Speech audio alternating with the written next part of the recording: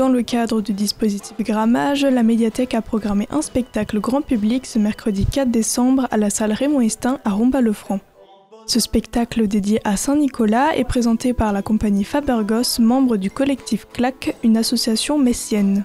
Cette troupe a conçu cette création spécialement pour la ville de Nancy. Alors en fait, à la base, c'est la ville de Nancy pour les fêtes de la Saint-Nicolas là-bas. C'est un gros festival très important donc pour Nancy, qui nous a sollicité pour écrire un spectacle sur cette légende pour les fêtes de la Saint-Nicolas d'il y a 2 ans. Donc on s'y est employé, on a enregistré l'album et puis après on a trouvé que le spectacle était chouette et on a eu envie de le garder et de le continuer. Voilà.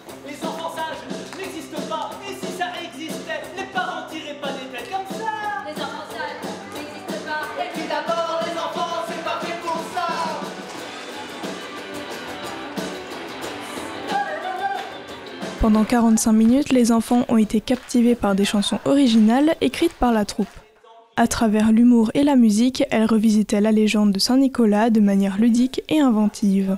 Eh ben, ça parle du fait que moi, en réalité, à la base, Saint-Nicolas, j'y connais pas grand-chose. Tandis que ma collègue et amie Manon s'évertue à m'expliquer ce qui se passe dans la légende, moi, je préfère plutôt imaginer des scénarios différents. Par exemple, que le père Fouettard ne serait pas le père Fouettard, mais le père Fêtard. Que Saint-Nicolas pourrait être un chanteur de rap.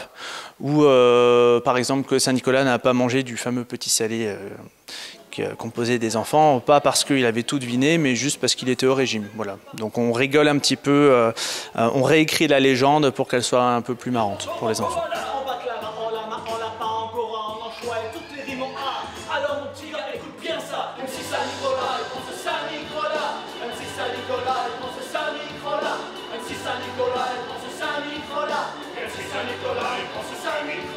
Il y a plusieurs éléments que l'on peut retenir de cette représentation.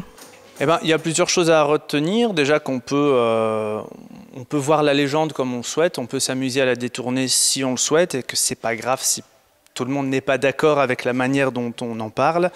Et puis voilà, retenir que c'est un spectacle sympathique qui est participatif, interactif et qu'il y en a d'autres. Donc qu'ils n'hésitent pas à revenir voir Fabergos.